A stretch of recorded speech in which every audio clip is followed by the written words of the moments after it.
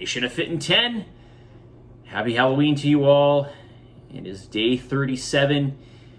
Hopefully you've sent in your feedback to me, www.trainonmain.com/Fitin10 check-in. Fitin10 check-in, all one word, of course.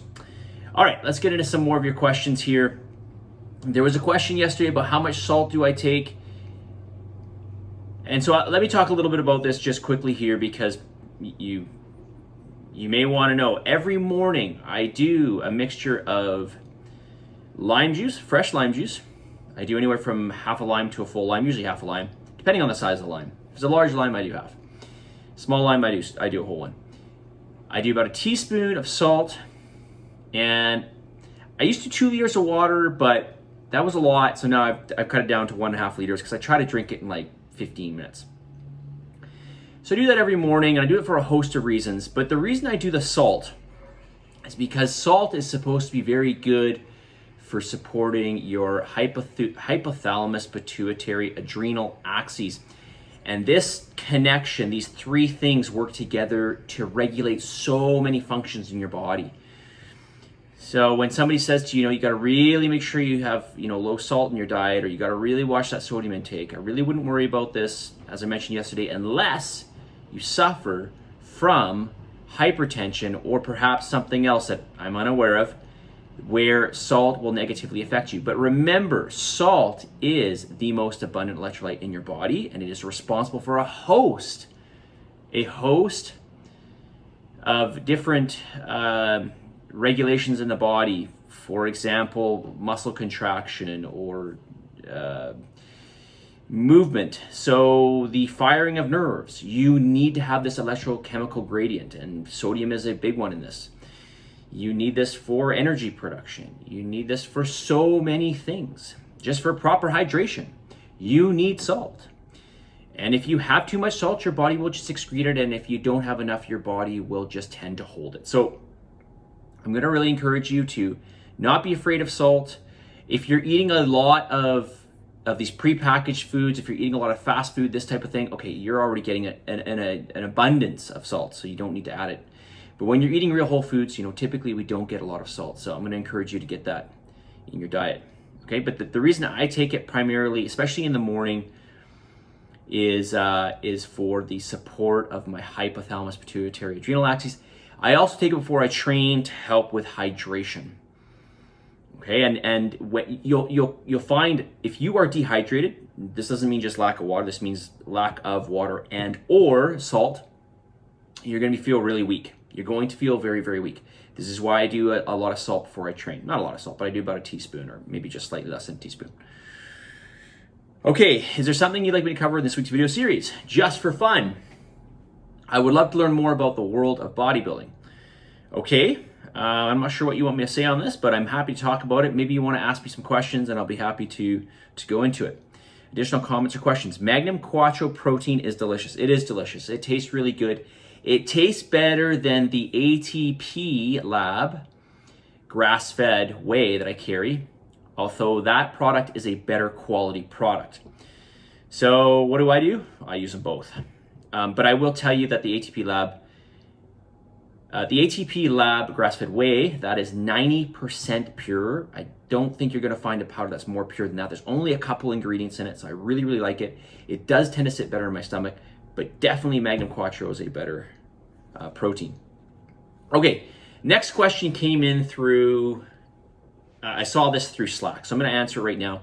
And the question was, what is my opinion on things like stevia or aspartame or Splenda or acesulfame potassium or any of these other sweeteners that are out there? And there hasn't been any really overwhelming evidence at all when it comes to artificial sweeteners. Stevia is not an artificial sweetener, so we'll take that one out. But if we're looking at things like aspartame and the other ones that I mentioned before, there isn't any overwhelming evidence that there's any detrimental effects to health. Now, that's not to say that there isn't. But we don't know if it is the case or not. So a lot of people would claim that, for example, aspartame would cause cancer.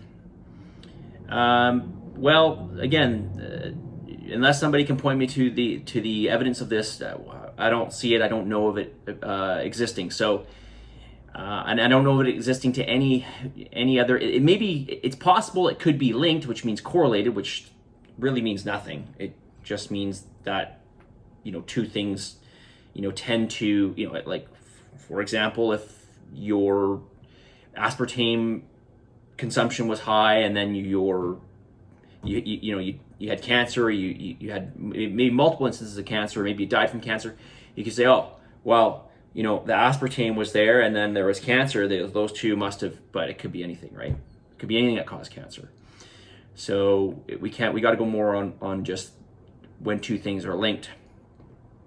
So if anybody has any more information on this, the information that I've seen, that I've looked into this, I don't see any evidence for any of these known artificial sweeteners to cause detrimental effects to your health. Again, I'm not saying that it doesn't. And again, we should also look at the amounts, because amounts always matter, right? This is a whole other topic unto its own, is how much of what is toxic, right? Because everything is toxic at some point. Water is toxic. Water intake is toxic. So anything can be toxic depending on the amounts, and then not just the amounts, but how often you're being exposed to it. So, and there's a term for this that starts with a T, and I can't remember it, but there's a term for what I just explained: dosage, and then the regularity of dosage, and then the amount of time that regularity of dosage went in. If somebody can point me to that word, it starts with a T, I've forgotten it. So anyways, all right, so I kind of went off on a tangent here. So yeah, if you just want to be safe, use the stevia, but that's not to say that stevia is safe either. We don't know for sure, but there isn't any evidence.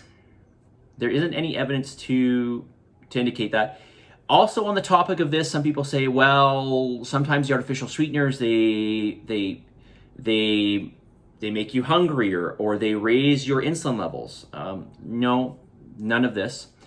Or they have the effects of what sugar would have on the body. No, they don't.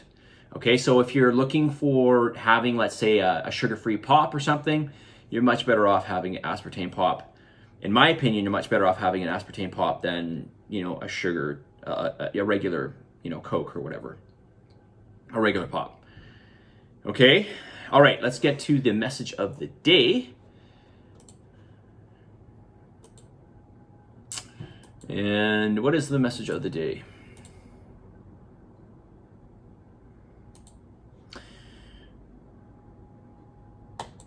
This day 37, that's not what I meant to say. This is actually one of my favorite ones. Do you want to know the difference between a master and a beginner? Do you want to know the difference between a master and a beginner? The master has failed more times than the beginner has even tried. The master has failed more times than the beginner has even tried. Again, when we look at these, whatever, if you're looking at somebody who's in a successful position, or you've looked at somebody who has encountered success, more often than not, it's just because they tried and they tried and they tried and they tried and they tried and they tried and they tried. And in between all those tries, they failed. Or they encountered problems. Maybe we don't want to use the word failed per se, but they encountered problems. They didn't get to where they wanted to be. We've got to keep pursuing. We cannot quit. Of course, we are out of the week of quitting. You will not quit all the way to the end. But you got to remember that typically those who have succeeded, whatever that means to you, they have failed many more times than you have even tried, okay? So I'll read it again. Do you want to know what the difference is between a master and a beginner? The master has failed more times than the beginner has even tried. The master has failed more times than the beginner has even tried. The master has failed more times than the beginner has even tried. All right, you guys. Happy Halloween to you all. And positive energy, positive vibes. Believe in yourself, for love, God gives some gratitude. And I'll talk to you all very soon. See you guys.